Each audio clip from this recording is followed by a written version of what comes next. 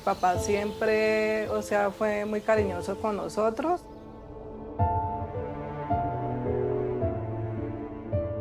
Muy responsable. Nunca nos separamos, nunca nos dejó solos. Toda la vida le gustó, él le gustó mucho el campo, mejor, toda la vida trabajó en el campo.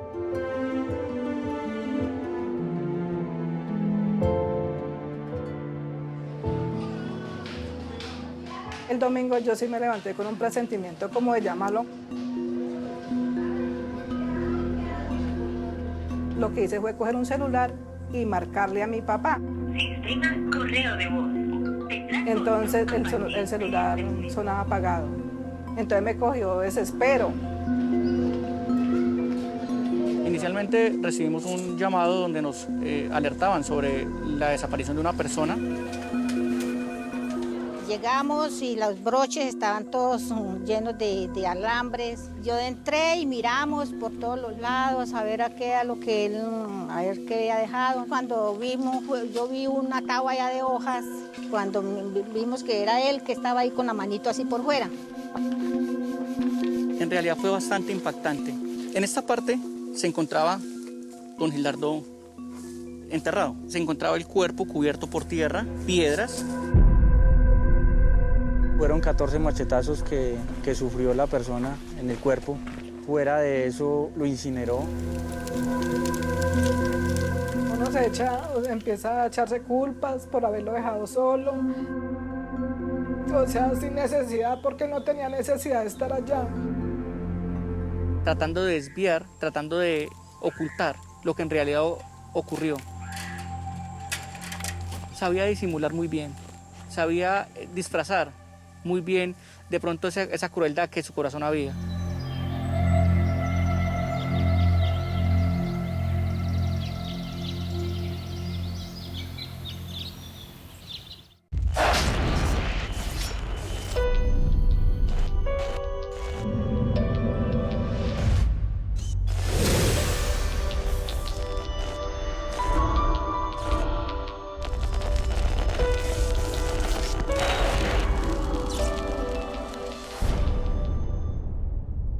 Buenas noches, soy Alejandra Giraldo. Don Gildardo Aranzales era un humilde campesino que solo quería disfrutar de su vejez lejos del bullicio de la ciudad y por eso buscó la tranquilidad en el campo. Decidió vivir en el municipio de Venadillo, en Tolima, pero después de vivir allí unos años fue víctima de un aterrador crimen, uno que enlutó a la región. ¿Quién habría asesinado y a sangre fría a don Gildardo Aranzales? Ahora ustedes serán testigos de todo el proceso de principio a fin. Esta noche Paola Rojas nos cuenta la historia de un asesinato que retó a las autoridades. Así comienza Engaño Codicioso.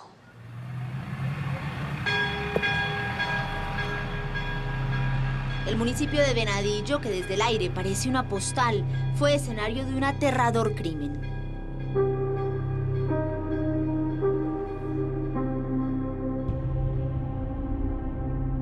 Y en cada una de sus tranquilas y amplias calles, con casas coloridas, no se hablaba de otra cosa más que de la muerte de don Gildardo Aranzales y de quién habría podido cegarle la vida a tan querido habitante de la región.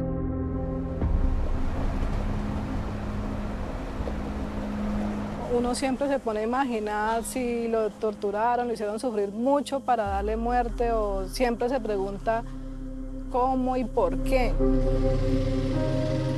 Ana Lucía Aranzales era su hija. No hay día que yo me levante sin pensar en mi papá. Gildardo tenía 78 años de edad y durante 48 estuvo casado con María Antonia Villalobos. Nos conocimos en una finca, sí, señora. Yo estaba de 18 años y él ya tenía 30. Y allá nos conocimos y de pronto nos fuimos a vivir. Y de ahí nunca nos separamos. Tuvieron 5 hijos. Él era una persona muy noble. Él era noble, él no se le veía nunca de mal genio. Yo sí soy de mal genio, pero él era muy paciente, era una persona muy paciente y trabajador. Él nunca era una grosería ni nada conmigo. Y ahí llegaron los hijos y se encariñó a esos hijos y más bien me echó a mí a un lado y se encariñó fue de los hijos. Mi papá siempre, o sea, fue muy cariñoso con nosotros, siempre el orgullo de él eran los hijos. Si bien desde que sus hijos estaban pequeños, Gildardo y María Antonia se fueron a vivir a la ciudad de Ibagué, Gildardo siempre vivió del campo. Él trabajaba en la agricultura, él trabajaba en las roceras. Él le gustó toda la vida en el campo, trabajando. Él manejaba tractor, manejaba máquinas de cortar arroz.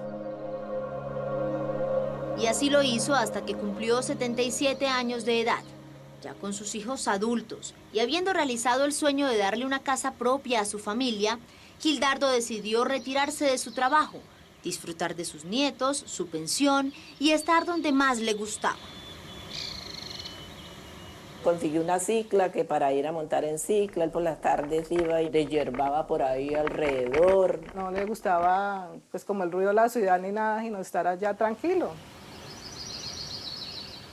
Y siguiendo ese instinto natural por la vida de campo, a principios de 2017 Gildardo tomó la decisión de irse a cuidar esta pequeña finca, ubicada en el municipio de Venadillo, a 2 horas de Ibagué. Era de un tío suyo, quien antes de fallecer le pidió que la cuidara. Que él vivía allá solo, y entonces nosotros le decíamos que no, que se viniera para acá, y él decía que no, que acá la ciudad que venía a ver 4 paredes. Pues allá sembraba árboles y vivía allá, tenía animales, tenía un perro, tenía gatos y pues la vida del campo, ¿no? Él venía una vez a la semana, venía. Él decía que no, que él estaba bien allá, que él hacía de comer. Le decía yo, ¿y usted sí se alimenta bien? Dijo, sí, yo compro pollo, compro carne, cocino lentejas, hago lentejas. Y él no se veía que estuviera mal de salud, ¿no?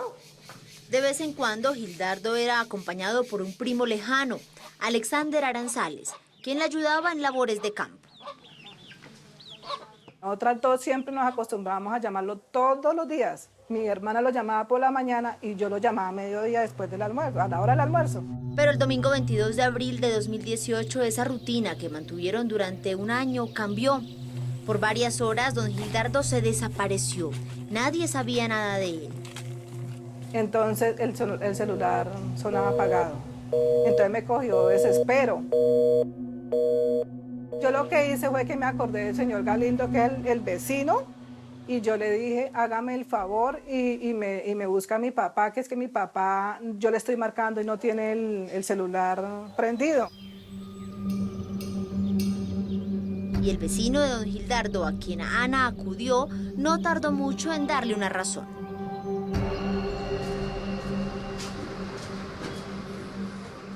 Mija, pues le cuento que yo casi no puedo entrar allá.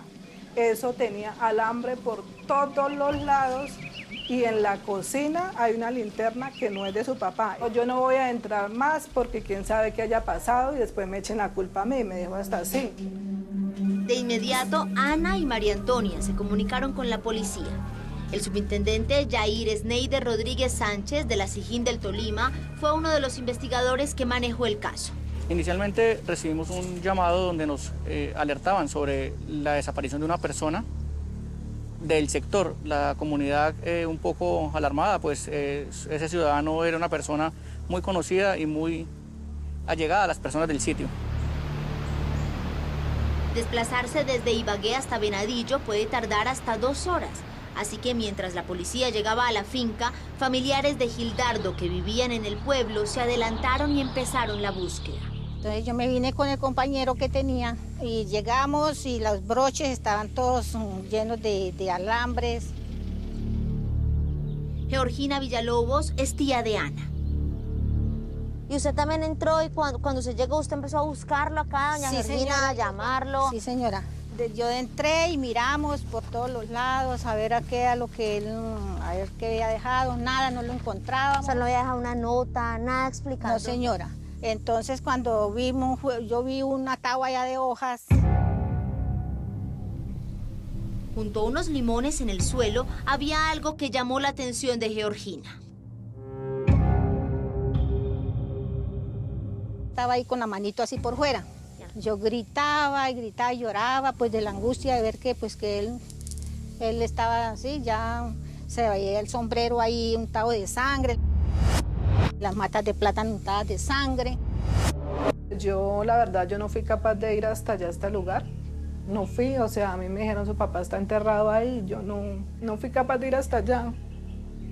Y simplemente yo llamé a mi mamá y le dije que mi papá estaba muerto, que estaba enterrado y que pues que no lo vemos, que estábamos esperando a la policía para que lo sacara de ahí. En camino hacia la finca ya iba un grupo de uniformados de la SIJIN.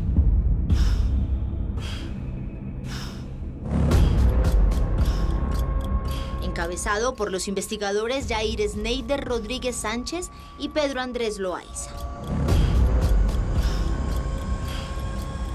Era un reto muy grande porque era en zona rural, no habían cámaras, los vecinos de las fincas a las otras fincas son muy lejos, o sea que no se sabía absolutamente nada que había pasado en ese lugar. Nosotros al ingresar empezamos a hacer un rastreo minucioso por el sector, empezamos a evidenciar manchas de sangre. ¿En toda esa parte? En la parte de las matas de plátano encontramos un sombrero impregnado en sangre. Vimos que había como una especie de fogata por ese sector.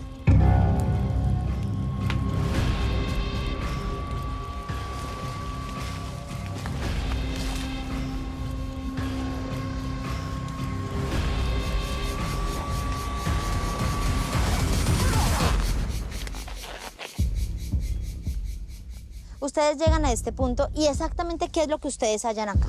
En esta parte se encontraba don Gildardo enterrado. Se encontraba el cuerpo cubierto por tierra, piedras. Sobre él había unas hojas de mango y una hoja de palma.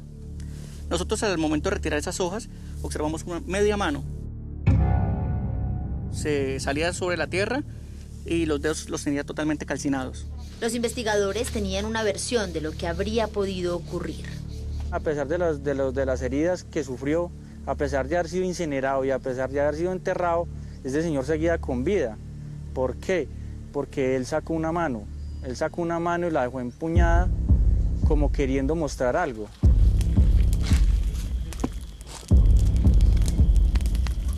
El 23 de abril de 2018, Medicina Legal Seccional Tolima presentó el informe de necropsia realizado al cuerpo de don Gildardo y el resultado no podía ser peor. En su cuerpo fueron halladas 12 heridas de arma blanca, principalmente en cara y cabeza, además de quemaduras en más del 90% de su cuerpo. Así decía parte de la necropsia hecha por Medicina Legal.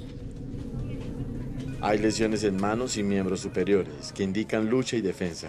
El trauma observado permite considerar que el ahora occiso intenta defenderse del agresor o agresores. ¿Quién podría haber asesinado de una manera tan brutal a Gildardo Aranzales? En la vereda había un rumor que hora tras hora cogía más fuerza.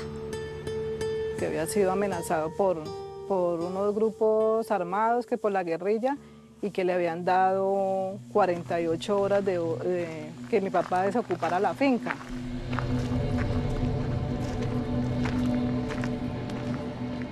Yo pegué el grito, es mentira, mi papá no nos ha dicho porque mi papá nos contaba todo.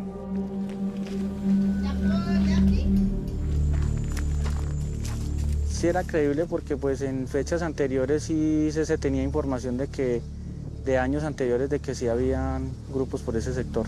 Sin embargo, aunque la versión no era del todo descartable, había un detalle que para las autoridades no era coherente. La sevicia que utilizaron para ultimar a don Gildardo, pues en realidad se nos convirtió en un reto principal para nosotros. No es común actuar de esos grupos ilegales. Para los investigadores, su muerte parecía estar más relacionada con alguien que quería vengarse de él. Durante un trayecto de varias semanas nos tomó corroborar con las personas del sector y con la inteligencia policial y militar que efectivamente no había injerencia de ningún grupo al margen de la ley por este sitio. El ejército confirmó que en la zona no había grupos ilegales. En ese momento nos sentimos muy mal porque pues que de la investigación ya no había nada. Entonces tocó volver a replantear la investigación. Los investigadores Rodríguez y Loaiza solo estaban seguros de algo. Si no había sido por extorsión o vacuna por parte de un grupo armado, un problema muy grande debió tener don Gildardo para que alguien quisiera hacerle daño. Ya de ahí iniciamos a verificar si de pronto no pudo haber sido la participación de alguno de sus vecinos. Y fue ahí donde salió a relucir un detalle que hasta el momento no había sido muy relevante. Las heridas que le causaron a don Gildardo para causarle la muerte. Según el dictamen de medicina legal, todas las heridas en el cuerpo de don Gildardo eran de forma alargada, con bordes bien definidos y en algunos casos hasta con 11 centímetros de diámetro. Pues por la dimensión de las heridas, como la describía el perito en medicina legal, pues efectivamente podíamos deducir que se trataba de un arma blanca tipo machete.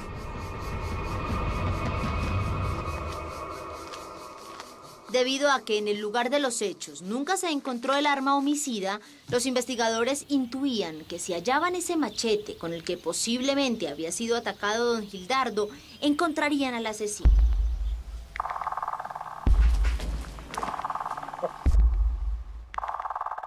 Ese trabajo, pues era un trabajo arduo, ¿no? Porque son muchas fincas aquí alrededor, muchas personas con machete, o sea, era una labor dispendiosa para ustedes.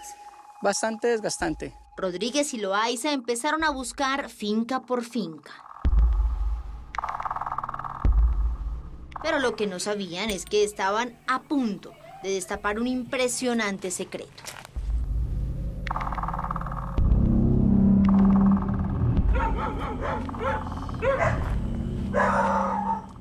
Encontrar el arma homicida no sería una tarea fácil para las autoridades. Debían recorrer una zona bastante extensa, una con muchas fincas y casas de campo. ¿Lo lograrán? Ya volvemos con el rastro.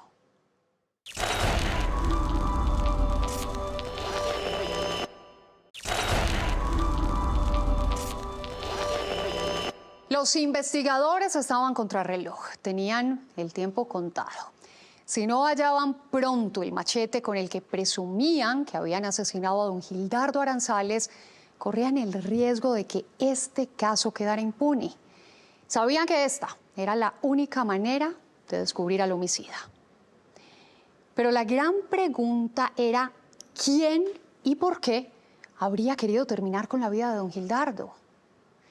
Así continúa esta investigación de Paola Rojas. Engaño codicioso.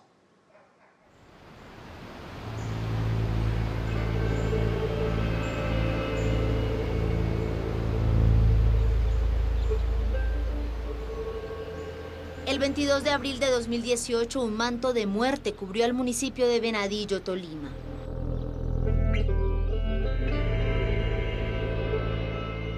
Yo gritaba y gritaba y lloraba. Se veía el sombrero ahí untado de sangre, las piedras con que le dieron y las matas de plátano untadas de sangre.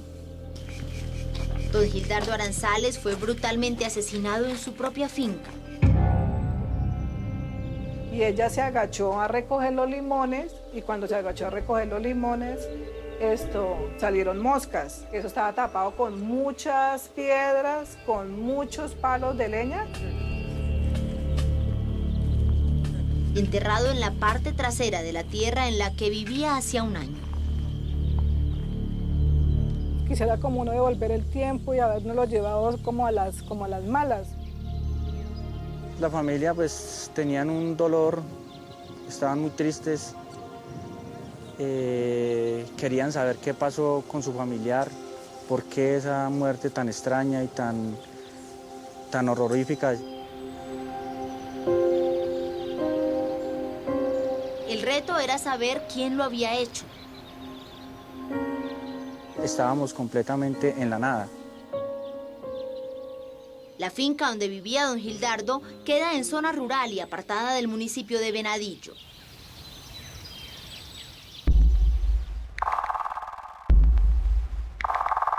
Don Gildardo era una persona muy tranquila, también era una persona muy callada, muy aislada y muy centrada en sus cosas personales, que muchas veces se mostraba apático y poco sociable. Por lo que era extraño pensar en que hubiera tenido un problema personal con alguien.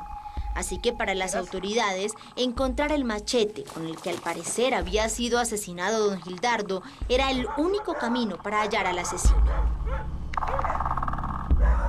Hallar esa arma era fundamental para nosotros, o por lo menos tener algún indicio por donde iniciar una investigación un poco más a fondo.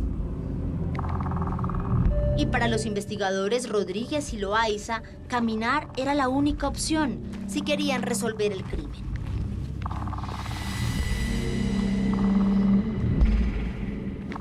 ¿Cuánto tiempo, investigador, recorrieron ustedes estos caminos buscando pues esa presunta arma homicida que seguía al parecer toda por este sector?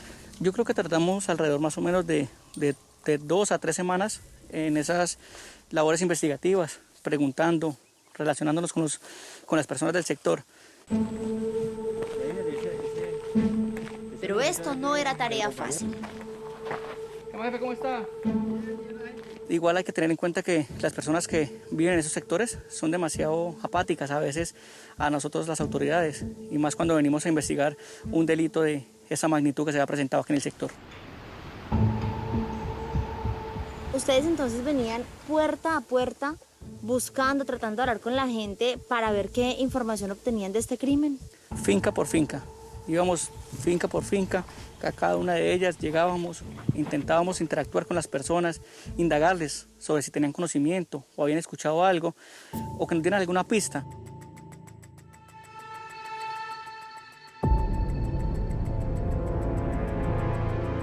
Durante casi 3 semanas, los investigadores de la SIJIN visitaron por lo menos 30 cuartos de herramienta como este, donde quienes viven en el campo por lo general guardan todos sus elementos de trabajo.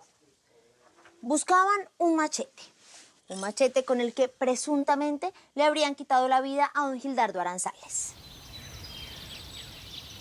A nosotros lo que queríamos era que se supiera la verdad, o sea, que supiera quién era el que había matado a mi papá y por qué lo había matado. Las preguntas atormentaban a Ana. Pero nadie se dio cuenta, ¿por qué no se dio cuenta? O sea, uno se siente impotente porque uno pregunta y nadie sabía nada, entonces era como una angustia, como una incertidumbre sin saber. Y aunque los únicos que podían averiguarlo eran los investigadores de la SIJIN, las cosas no estaban saliendo como esperaban.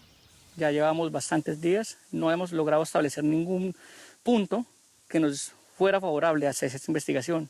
¿Llegaron en algún momento, en ese momento, a pensar quizás que iba a ser infructuoso, que realmente este iba a ser un caso muy difícil de resolver? Ya estábamos tirando la toalla, la verdad. Ya estábamos a punto de quizás dejar de buscar por ese lado e iniciar otra línea investigativa, hasta que pues digamos que nos apareció una pista que quizás nos podría ser favorable.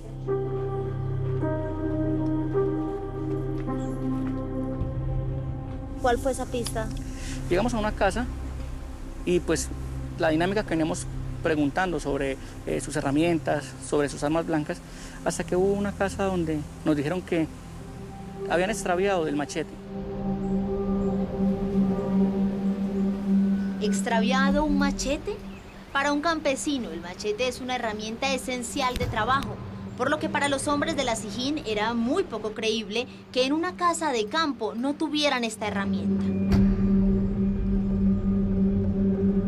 La familia que se mostró más apática hacia nosotros, que fue la que mostró más barreras al momento de abordarlos, al momento de querer interactuar con ellos.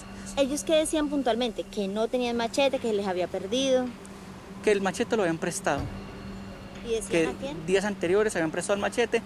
Nos manifestaban que un trabajador, pero pues era una versión demasiado débil, como la querían dejar ver ellos. Se trataba de una pareja de campesinos. Vivían a 15 minutos de la finca de don Gildardo Aranzales. La señora que nos entrevistamos nos indicaba que ella era ama de casa y que su esposo o su pareja, su compañero, trabajaba en el jornal por aquí en el sector. Parte de su declaración quedó grabada en este video. Présteme la macheta. Entonces yo le presté la macheta y le dije, no me la vayan a embolatar porque esa macheta es de cortar la leña yo. Yo dije, ya vengo, no supe para dónde cogió. ¿Usted le preguntó por el machete? Le pregunté, me dijo que tranquila, que él me lo iba a dar y esta es la hora que no me lo ha mandado. ¿Quién era ese trabajador al que la pareja de campesinos le había prestado su machete? Decidimos preguntarle más en referencia que si puedan profundizar un poco más del tema. Seguían mostrándose apáticos hacia nosotros. En sus entrevistas, la pareja de esposos solo mencionaba detalles del machete. ¿Puede describir cómo era el machete que usted le prestó? Es negro, la cacha negra. ¿El machete era nuevo u oxidado? ¿Prende? Oxidado. Oxidado. ¿Para qué supuestamente lo habían prestado? Bajar unas papayas y cortar un palo para hacerle una horqueta. Pero siempre evadían decir el nombre de aquel trabajador. Pues no supe para dónde agarró.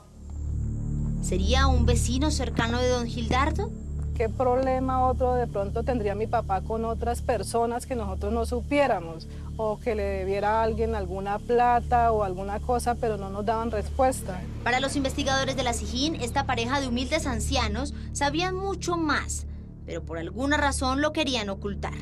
Hasta que 2 o 3 días después de estar como insistiendo en lo mismo, la señora nos indicó que el machete se lo había prestado a alguien conocido.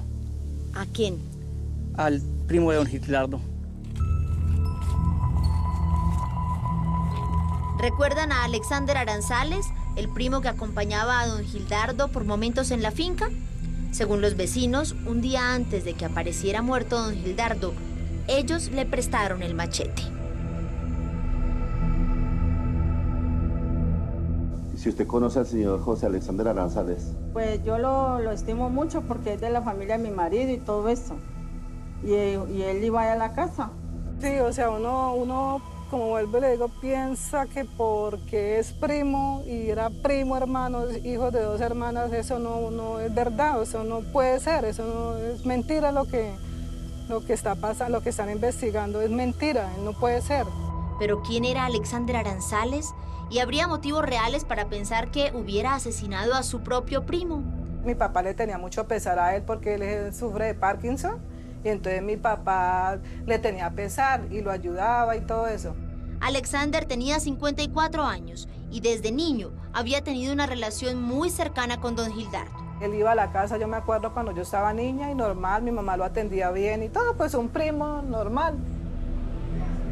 Elcira Aranzales es prima de don Gildardo. Él me contaba que tenía sus gallitos, que el uno traía, que el otro traía. Pues sí, como juntos eran pensionados, juntos ayudaban allá. Por lo que pensar que este hombre de apariencia débil y enfermo hubiera podido asesinar a don Gildardo era casi imposible. Se me hacía imposible a mí, la verdad se me hacía imposible. No hay razón por qué haya hecho eso el muchacho, yo no creo. Pero la sorpresa no era únicamente para la familia. Su colaboración con las autoridades había sido permanente. Sí, se mostró una persona como que no entendía qué pudo haber ocurrido. Y según la información que siempre les entregó a las autoridades y a la familia, el día de los hechos, él se encontraba lejos de la finca. Esta persona nos dijo que se encontraba en el municipio de Lérida. Los investigadores tenían ahora 2 tareas. Por un lado, verificar en dónde estaba realmente Alexander el 22 de abril de 2018, día en que apareció muerto su primo Gildardo. Como no teníamos testigos, ni teníamos de pronto a alguien que nos hiciera un señalamiento directo de qué pudo haber ocurrido en realidad, decidimos llevar los hechos hacia la parte técnica. Por otro lado, ahondar, si en privado, la relación de Alexander y Gildardo era tan buena como todos suponían. Él se sentía tranquilo y creía que lo que había hecho había sido un crimen perfecto.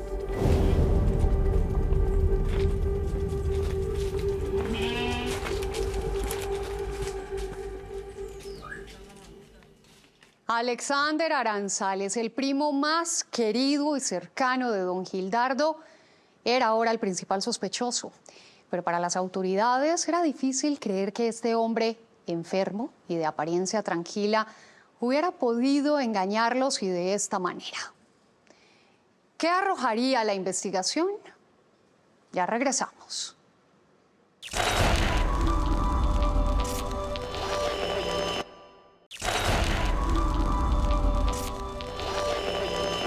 Lo que las autoridades del Tolima estaban a punto de descubrir era una historia de codicia. Una codicia tan grande que fue capaz de romper este fuerte lazo familiar. Alexander Aranzales guardaba un secreto. ¿Qué era? Así termina esta investigación de Paola Rojas. Engaño codicioso.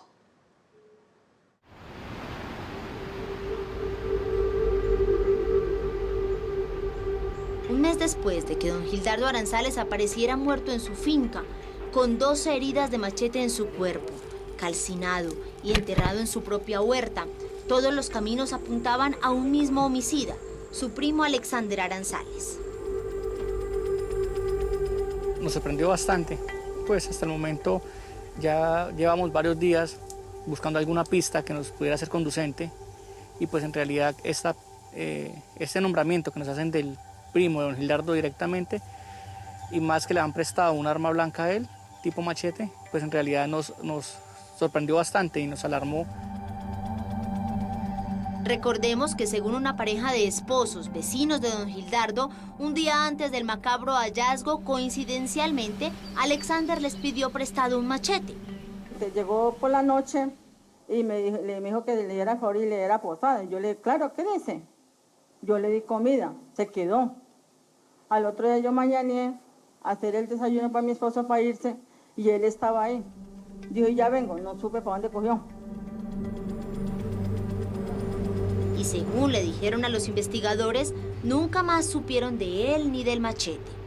Horas después, la zona se horrorizó con el hallazgo del cuerpo de don Gildardo. Nosotros abordamos a Alexander y Alexander nos dice que él se encontraba ese día, que él ni siquiera se había asomado por la finca y que ese día se encontraba en el municipio de Lérida, Tolima.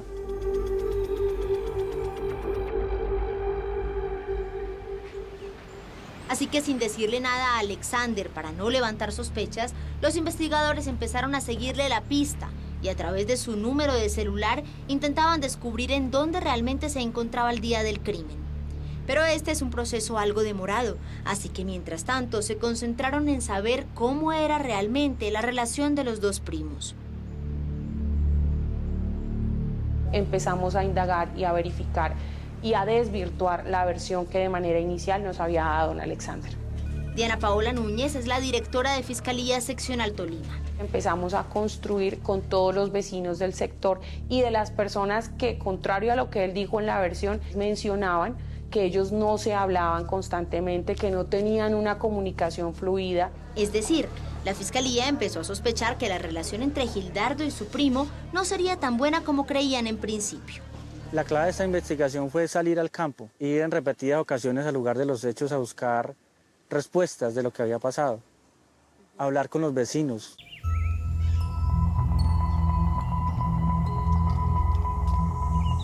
Porque entre más hablaban con los vecinos, más secretos descubrían. Meses antes del homicidio, un pleito empezó a gestarse entre ambos primos. Las primeras pistas las entregó la misma mujer que le prestó el machete a Alexander. Ellos se agarraban a pelear y últimamente en la casa se agarraron a pelear. Y yo le decía que no pelearan, que dejaran eso así.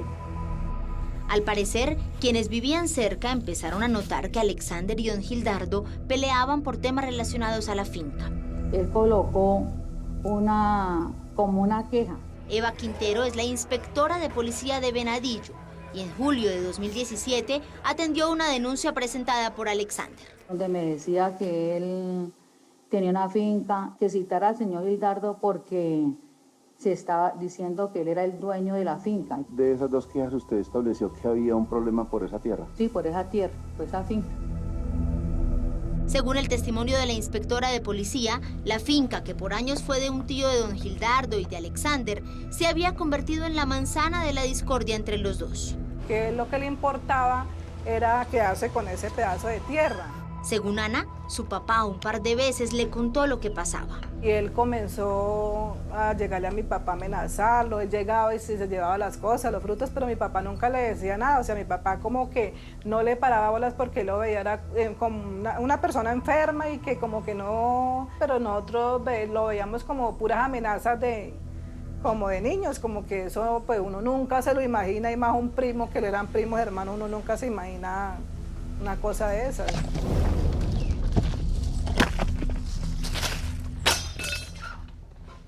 Pero distinto pensaban los investigadores, para quienes Alexander cada vez era más sospechoso del crimen. En ese momento, para nosotros ya teníamos en realidad un indicio de qué pudo haber ocurrido. Pero faltaba algo más. ¿Recuerdan a Elcira Aranzales, la prima de don Gildardo?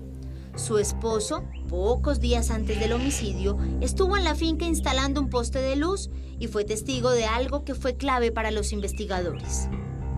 ¿Qué me dijo Miguel cuando llegó? Ay, no, mija, figúrese lo que nos pasó, que Gildardo se fue a traer una gaseosa al cruce y resulta que por allá se encontró con Alex y por ahí tuvieron unas voces y resulta de que lo desafió y no sé qué, que él era macho, que él también podía defenderse, que él estaba viejo, pero con ese palito se defendía. ¿Un altercado fuerte? Sí, claro, fuerte. Entonces mi esposo le dijo a Gildardo, mire Gildardo, no eche en saco roto todas esas amenazas que de pronto, esas palabras que tuvieron usted con Alex, porque uno no sabe. Una amenaza, pocos días antes del crimen, era para las autoridades un indicio fuerte. Pero una mentira dicha por el propio Alexander era prácticamente una confirmación. Esta persona nos dijo que se encontraba en el municipio de Lérida, pero de acuerdo a las llamadas, él no se encontraba en Lérida. ¿Dónde estaba? Se encontraba justo en el lugar de los hechos, según el informe de medicina legal. En una de las inspecciones a la finca, los investigadores hallaron un teléfono celular bajo unas hojas secas, a pocos centímetros del lugar donde fue incinerado y enterrado don Gildardo. El teléfono estaba registrado a nombre de Alexander Aranzales. Con las pruebas que se lograron obtener, se lograron recaudar, se solicita a la Fiscalía que se libre una orden de captura. Además, según el GPS de su teléfono, Alexander estaba en la finca a la misma hora que, según medicina legal, fue asesinado don Gildardo. Y por intermedio de una orden de allanamiento y registro, ingresamos a la residencia de este ciudadano. El 27 de septiembre, 5 meses después del homicidio, Alexander Aranzales fue capturado en su casa. ¿Qué hallaron en ese cuarto? ¿Algo que lo comprometiera aún más con el crimen? Se incautaron 3 armas blancas tipo machete como elemento material de prueba. ¿Ninguna de esas 3 armas tenía material, rastros de ADN de don Gildardo? Ya por el paso de los días, después de 6 meses más o menos que duró la investigación y de poder esclarecer qué es lo que sucedió en realidad, pues era difícil de pronto encontrar algún rastro biológico o alguna huella en esos elementos. Al momento de su detención, Alexander Aranzales no aceptó cargos. Fue trasladado a la cárcel de Picaleña y sometido a un juicio. La Fiscalía presentó de manera preliminar, de manera inicial, el dictamen firmado o suscrito por el médico legista, donde se evidenció la causa y la manera de la muerte del señor Gildardo, las múltiples heridas que fueron ocasionadas por un arma cortopunzante. ¿Recuerdan el machete?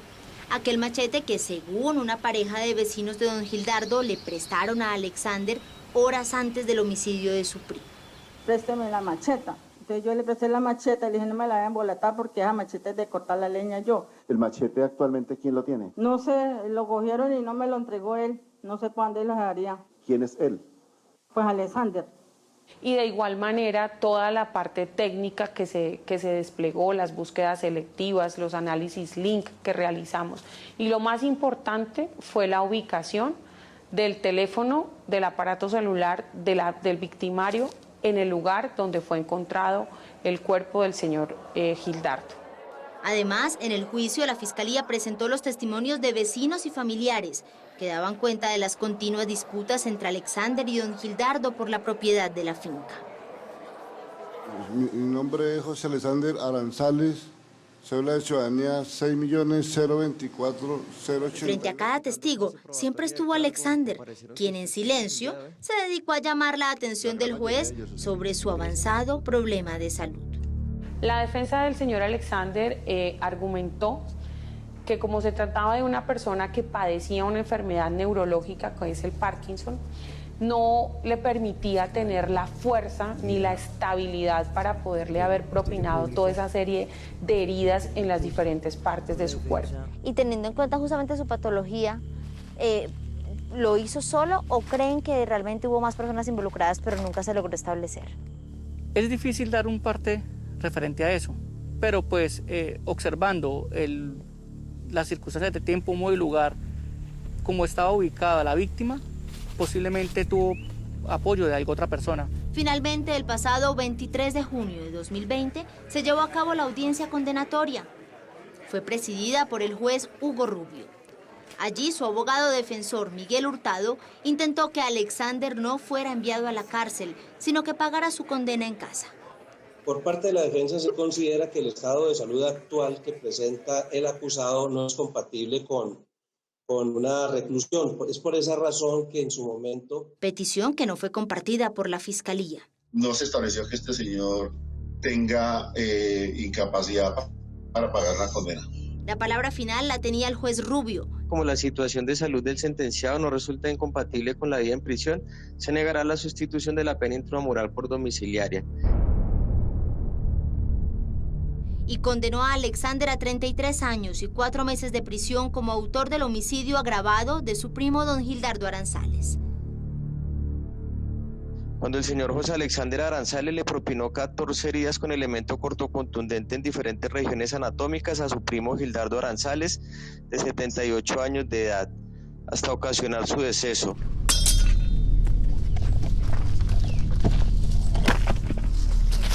Actualmente Alexander se encuentra en la cárcel de Picaleña, en Ibagué. Lo buscamos para entrevistarlo.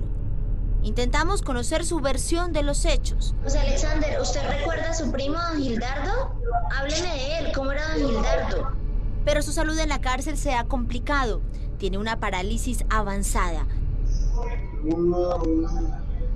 Y la comunicación con él fue prácticamente imposible.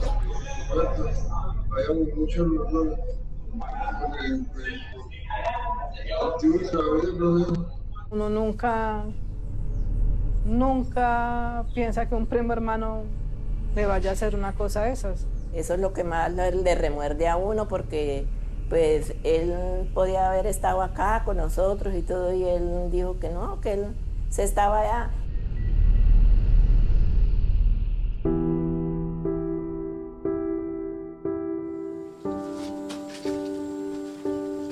La finca de los primos Aranzales ahora está sola. Yo siento como si el alma de él estuviera acá, o sea, para mí como que el lugar donde él está es aquí, no en un cementerio. Estas tierras, que en algún momento fueron símbolo de unión. Podíamos haber vivido los dos acá sin tener el uno rencor, o sea, vivir juntos como hermanos, como primos que eran. Terminaron presenciando la destrucción de una familia por cuenta de la excesiva codicia. Decía que la vida de él era sembrar árboles y que quería estarse unos años acá mientras Dios se acordara de él, era lo que él decía.